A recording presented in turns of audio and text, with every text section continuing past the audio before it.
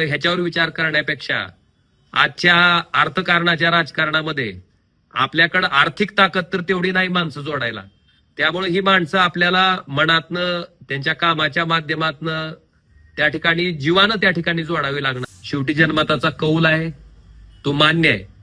आणि ह्या निवडणुकीमध्ये समजा जिथं कुठं आम्ही काम करण्यात कमी पडलो असेल, काही त्या ठिकाणी राहिला असेल, तर त्याच्यात सुद्धा सुधारणा करून अजून परत तेवढ्याच ताकदीनं लोकांसाठी सक्रिय पद्धतीनं काम करत राहू.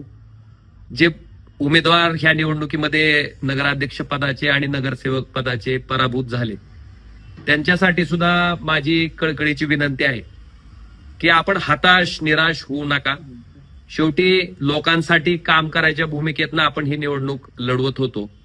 आणि मी माझं उदाहरण तुम्हाला सगळ्यांना देऊ इच्छितो आधी, की मी सुद्धा 2014च्या विधानसभा निवडणुकीमध्ये त्या ठिकाणी 10,000 मतांनी पराभूत झालो होतो.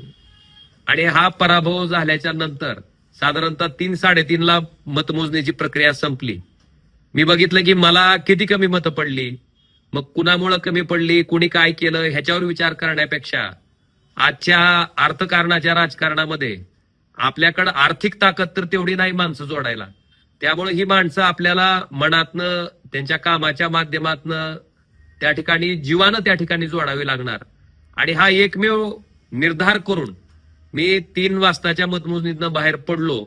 ते पहिल्यांदा 5 वाजताच्या पहिल्या लग्नाला मी त्या ठिकाणी उपस्थिती लावली आणि त्या दिवसापासून अखंडपणे लोकात राहून लोकांसाठीच प्रामाणिकपणे काम करत राहिलो. त्यामुळं पराभवानं खचून न जाता आपल्याला लोकांना जोडण्यासाठी जे सगळ्यात मोठं माध्यम आहे की त्यांच्यासाठी कामाला पडणं, त्यांच्यासाठी 24 तास उपलब्ध राहणं आणि त्यांच्या संपर्कात राहणं. मला वाटतंय हे काम मी अखंडपणे 14 ते 19 त्या ठिकाणी करत आलो. आणि त्याचाच परिपाक सामान्य जनतेनं प्रचंड पैशाची ताकद असताना, सत्तेची ताकद असताना सुद्धा 2019च्या लोकसभेच्या निवडणुकीत तब्बल 1,27,000 पेक्षा अधिकच्या मताने आणि 2024च्या लोकसभेच्या निवडणुकीत तब्बल 3,29,846 इतक्या मताच्या फरकाने त्या ठिकाणी लोकांनी परत सभागृहात जाण्यासाठी संधी दिली. त्यामुळं आपल्याला सुद्धा विनंती आहे की एक निवडणूक झाली म्हणजे सगळं काही संपलं असं होत नाही.